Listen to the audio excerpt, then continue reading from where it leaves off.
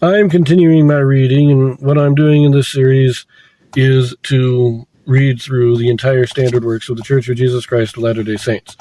This consists of the Bible, the Book of Mormon, the Doctrine and Covenants, and the Pearl of Great Price. I am reading in a chronological order of events, not according to publication or volume, so I will be skipping around a little bit as I move along.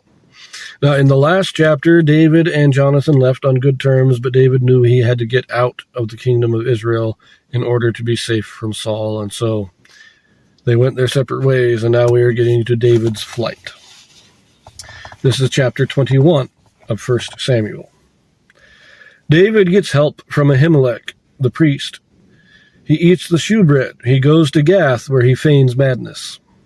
Okay. Then came David to Nob, to Ahimelech the priest. And Ahimelech was afraid at the meeting of David, and said unto him, Why art thou alone, and no man with thee?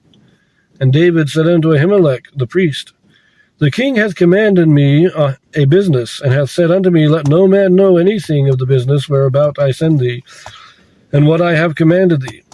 And I have appointed my servants to such and such a place. Now therefore, what is under thine hand? Give me 5 loaves of bread in my hand, or what there is present. And the priest answered David, and said, There is no common bread under mine hand, but there is hallowed bread, if the young men have kept themselves at least from women. And David answered the priest, and said unto him, Of a truth, women have been kept from us about these 3 days, since I came out, and the vessels of the young men are holy, and the bread is in a manner common, yea, though it were sanctified this day in the vessel. So the priest gave him hallowed bread, for there was no bread there but the shewbread that was taken from before the Lord to put hot bread in the day when it was taken away. Now a certain man of the certain... Okay, let's pause there a minute. I like that. When he gets there, Ahimelech's a little worried. Says, Why are you coming out here? I didn't get any word. You're just kind of coming... And David says, Well, I'm on a secret mission. Now, when he says, No man, why art thou alone, and no man with thee? But then he talks about if the men have not known women. And so I think it is more, David's not traveling by himself. He's traveling with his men, or at least some of his men. But they're traveling without the official standard. David usually goes out as a military commander. He would have a standard of Israel with him. But now they're traveling without the standard. They are not declaring their military travels. This is them traveling with, as it says, no man with thee.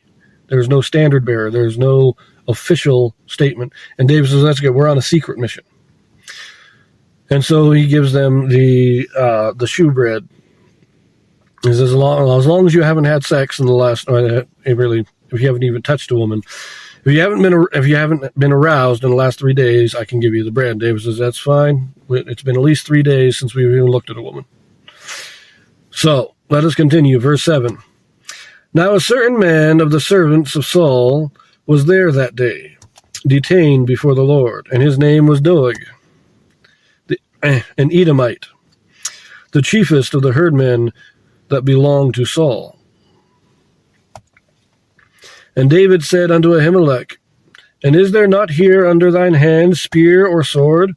For I have neither brought my sword nor my weapons with me, because the king's business required haste.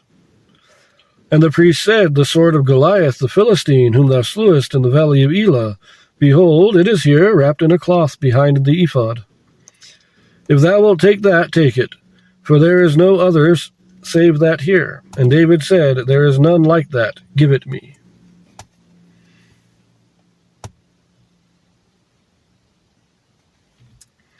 And David arose and fled that day for fear of Saul, and went to Achish, the king of Gath. And the servants of Achish said unto him, Is not this David, the king of the land? Did they not sing one to another of him in dances, saying, Saul hath slain his thousands, and David his 10,000s? And David laid up these words in his heart, and was sore afraid of Achish, the king of Gath. And he changed his behavior before them, and feigned himself mad in their hands, and scrabbled on the doors of the gate, and let his spittle fall down upon his beard. Then said Achish unto his servants, Lo, ye see the man is mad. Wherefore then have ye brought him to me? Have I need of madmen, that ye have brought this fellow to play the madman in my presence? Shall this fellow come into my house? So David flees from Saul. He stops off at the priests, gets a little bit of food, and gets the sword of Goliath, some weapons, because he had to go too fast to bring his weapons with him. But he keeps fleeing, and he moves into the land of the Philistines, because Gath is one of the 5 cities of the Philistines. And when he comes in, the people bring him to the king, say, "Look, this is David. This is good. He's the guy that's been leading all Israel. We can kill him." And David hears this, and so he starts feigning madness. He starts pawing at the doors and drooling and everything. And the king's like, this can't be David. Sorry, you got the wrong guy. Get him out of here. And that's how David preserves his life in this particular instance anyways.